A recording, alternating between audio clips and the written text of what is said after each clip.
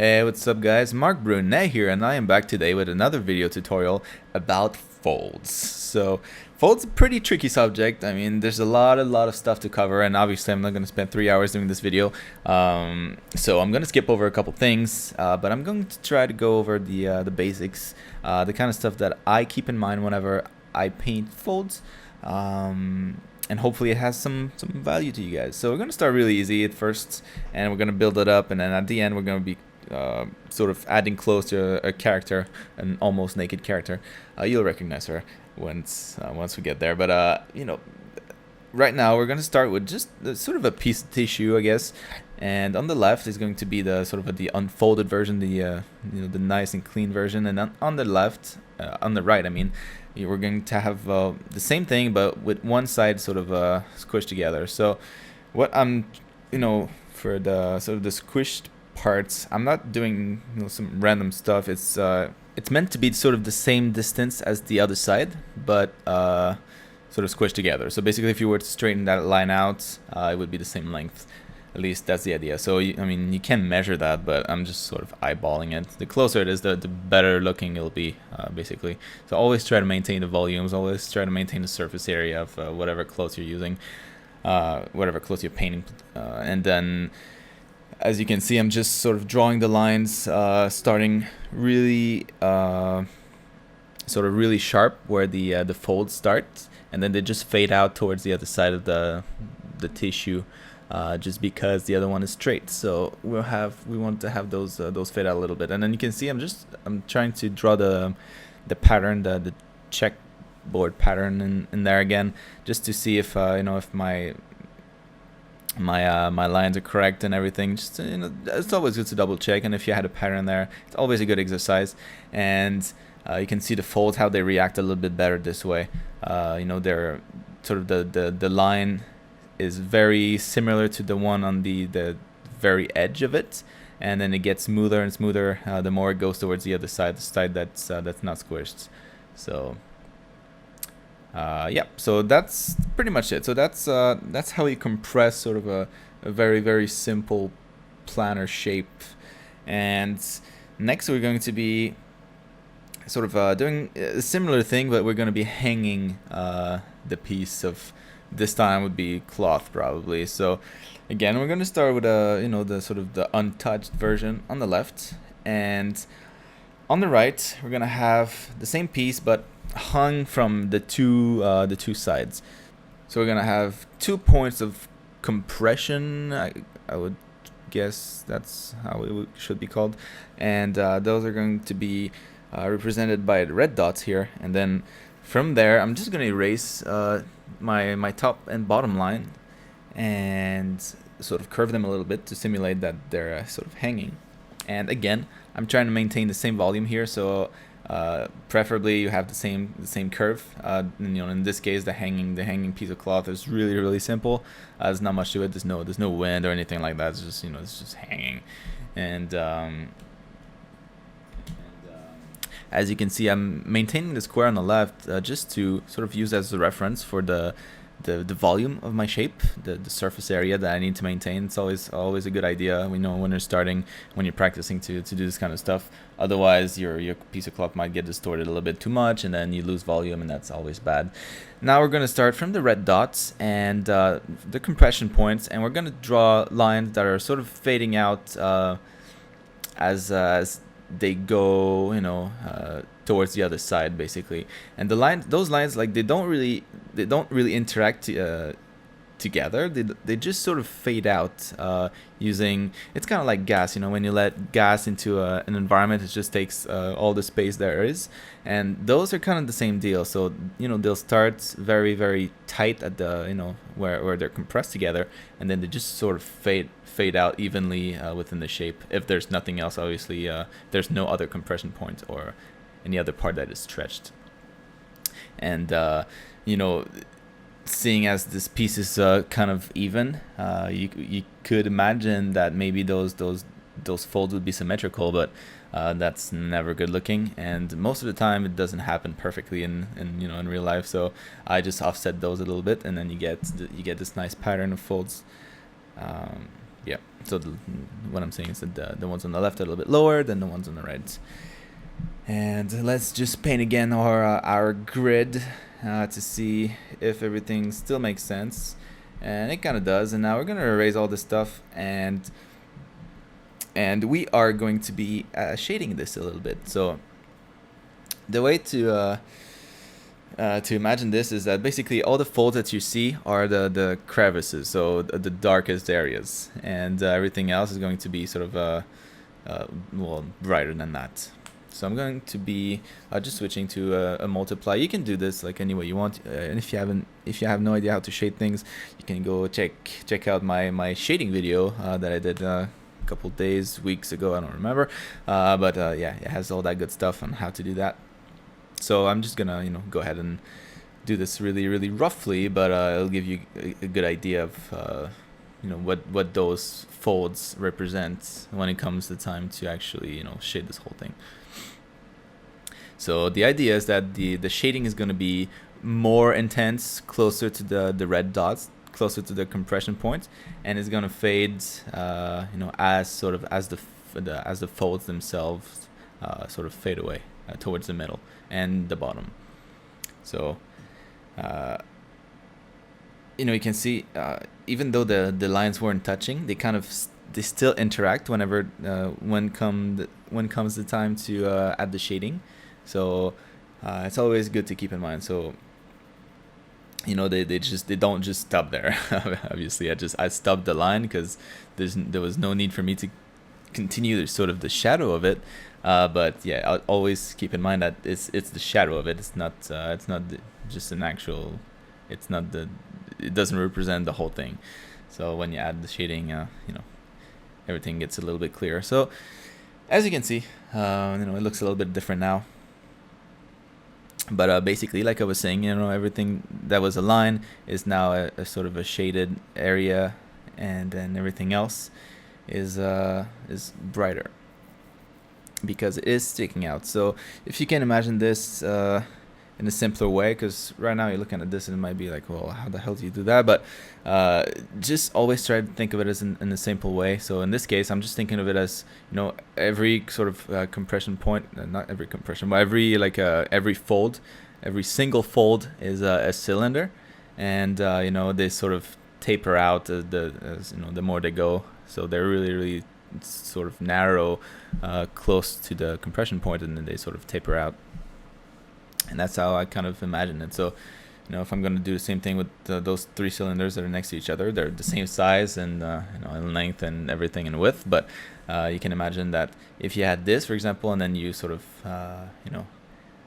expand the bottom of it, you just stretch the bottom of it horizontally, you would get something that is kind of similar to what I've painted on the cloth part. But so yeah, that's how I think about it. And so again, obviously there are different kind of materials. This one, I don't know what it is exactly. It doesn't really matter. I'm just doing like a generic type of folds, but you can imagine that with the different materials, the folds also behave differently, and that is 100% correct. The way I try to simplify it for myself is that the softer and the thinner the material, the more folds you're gonna have, regardless of your style. It doesn't matter. And then the harder the material is, the fewer folds you're gonna have. And you can always have if it's paper, the folds are gonna be a little bit more angular, and if it's something like a fleece sweater or something like that, it's gonna be a lot rounder, a lot more bubbly. Yeah. So now we're going to be going up a level again, and we're gonna be sort of drawing a pants over a leg. And in this case, we're going to have the leg, bent, obviously, otherwise that'd be kind of boring and pointless. And also we're gonna have we've had in the previous example two sort of compression points, so two red dots. In this case, we're gonna have the same behind the knee and where the leg and the abdomen sort of meet in front. And we're also going to have the knee and the butt cheeks are kind of pushing on the fabric from the inside. So that's going to be adding another step of level of complexity. And again, the way I'm thinking about it is always simple shapes, and I like to sort of trace the outline of my my piece of cloth before I do anything that's inside. So this way, I know how it's gonna end. I know how it's gonna start. It makes it a lot easier to plan my things, to plan my stuff out. And again, it's always important to maintain the same volume, maintain the same surface, not cheat. Don't go finding fabric in thin air. It doesn't happen. So as you can see here, what's gonna happen is that on one side is going to be stretching, and on the other side is going to be compressing. So we're gonna have two of those cases, while doing the pants. And I'm just gonna finish up add up the butt here, because I wasn't planning to do the whole leg at first, but now I am. So yeah, let's speed this up a little bit, and then I'm gonna fill it up, and then we're going to be drawing the outline of my pants. So it's going to be real tight where the where the butt area is and where the knee is, because those sort of those part of the body are pushing on the actual fabric. So it's gonna be touching it basically if it's pushing on it, and it's gonna be a little bit looser towards the bottom. And now I'm gonna add my guides again. So the green is going to be for anything that is stretched out, any fabric that's stretched out, and the red dots again are going to be for the compressed the compression points.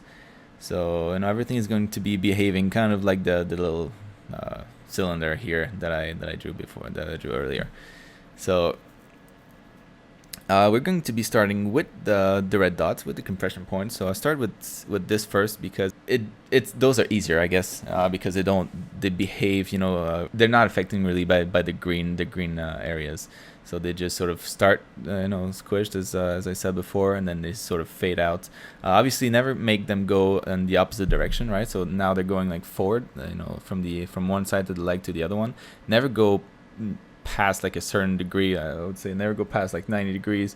Otherwise the fold is gonna start to look strange. So like if you were going up the leg rather than going towards the knee, that would be kind of strange. And now that we have those, we can sort of add the green sort of influence on the pants. And how those work is basically, so the red dots, they don't care about anything, and then the green lines, the green guides, they're kind of like good buddies, and they tend to attract one another. So sometimes when they're close, they're gonna share some folds basically. So you can have like one fold going from one sort of stretched area to the other, and that's completely normal. And maybe sometimes if the fabric is really stretched, then they're gonna be really clear, and if it's not too stretched, then you won't notice it too much. But yeah, they tend to be buddy. So as you can see here, I have the one from the ass, from the butt, going from that side to the other one, like towards the knee. And you could imagine that this, if I continued the line, it would probably touch. But other than that, you kind of just for those folds, you just follow the curve, as opposed to the green, the red ones. You just sort of follow the natural curve like this. So it's gonna go around the shape, around the volume of the leg, and sort of just fade away. The further it gets from the actual point that is being pushed on. And one last thing before we go into the final part of this tutorial, always keep in mind that within those pants, there's a volume, and it's a rounded volume, so it's not just a flat thing. So that's why, and for example, the two lines in the very middle of the pants, one that's starting from the bottom of the butt cheek, and the one that's starting from the top of the knee, that's why these two don't touch, because I'm sort of imagining that they're coming closer to the camera. And since when you have your tie there, it's not as intense as the knee and the butt, but it's still pushing a little bit on the fabric, and it makes it a little bit flatter there. So that's what I'm thinking about when I'm doing this. And then at the end, you can add your silhouette tweaks, because now you know where the folds are going to be. So you can add those to the silhouette, and it adds a lot actually. So yeah, don't forget that step. Now let's go on to the next and final part of this video. So what we're going to be doing here is well, taking this painting that I've done a couple months ago and well, dressing her up. So she's the perfect candidate because she's practically naked. So we're going to be adding some sort of pajamas or some like oversized shirt or something like that. That should be perfect. So nothing too crazy still, but at least it'll give you a good idea of how to apply this whole theory to something a little bit more obvious.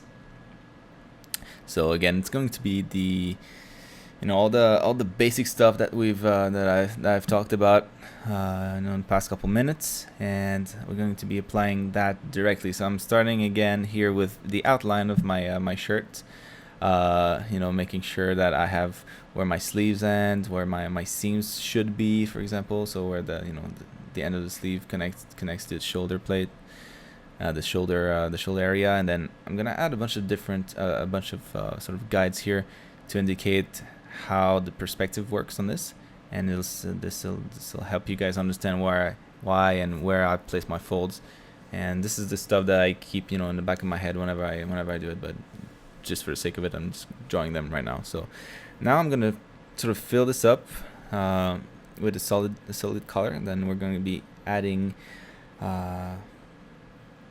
we're going to be adding folds into this thing. So, but first of all, let's add our guides.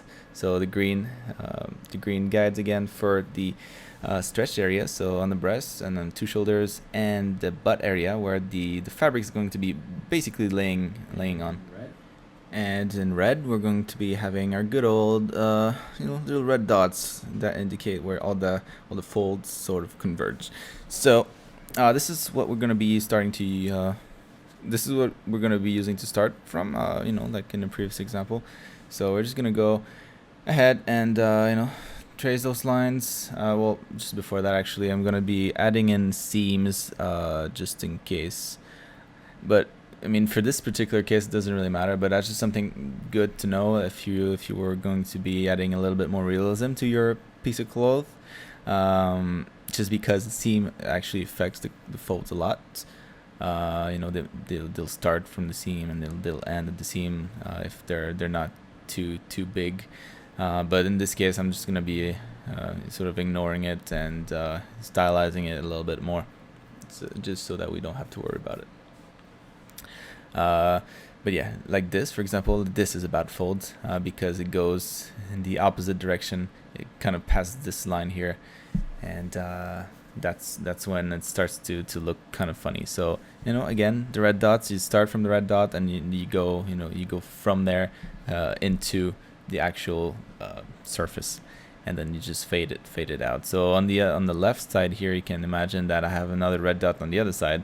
So those are where that's where those folds are coming from basically, and then they meet in the middle, kind of like what we did in the second example. And I am now going to be adding in the the folds for the green guides. So following just the curves of the body, so nothing too fancy. So here the shoulders dropping onto the cleavage, and then the breast area is just kind of going around it. This line here is where the fabric is going to be the most stretched. So there's obviously not going to be any folds there. It's going to be just the shape of the breast and butt.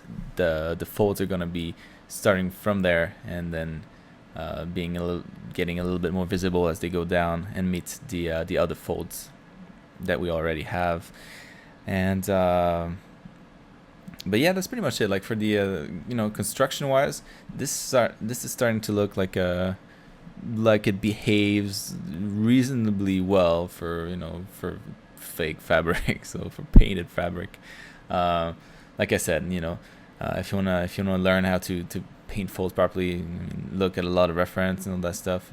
But if we approach it strictly from a technical point of view, how it should behave, if the world is really simple and everything, this is a pretty good alternative, or at least a pretty not an alternative, but a pretty good starting point, I would say. So now that we have all our folds sort of laid down, time to shade this thing. So I am going to be, you know, sort of adding a little bit more darkness to this. So I'm gonna just darken this a little bit more, and I'm gonna select the soft brush and just go multiply mode. Well, after I'm done sort of doing the highlights. So like I said, you know, when where the stretch areas were, this is actually where the light rests on, especially in this particular scene where the light is very like top down. And yeah, so back to the folds now. I'm just gonna, you know, have a soft brush and start from the red dots where they originated from, and have it, you know, this point be the darkest, so that, you know, behind the back and under the armpits, and then have sort of the folds just fade out as they go, and, you know, towards the inside of the actual shape, inside of the volume. And yeah, that's pretty much it. And then you just get a lighter brush, and then, you know, add a little bit of darkness. Always thinking about, you know, simpler shape than you're actually looking at. So always thinking about cylinders, for example, how this behaves, and also sort of reminding yourself that there's an actual, you know, body underneath this thing, and then it should behave, you know, it should behave accordingly. But yeah, that's pretty much it, guys, for this tutorial. I hope this was helpful to some of you. This is kind of how I approach folds. So, you know, I'll push it a little bit more whenever I do a painting that is a little bit more, you know, a little bit more invested. But I mean, for this, for speed paint, for example, I'd be totally happy with this. And yeah, I hope it helps you guys out. And don't forget to tell your friends, and hit that subscribe button if you haven't already. And I will see you guys in the next video. Bye bye.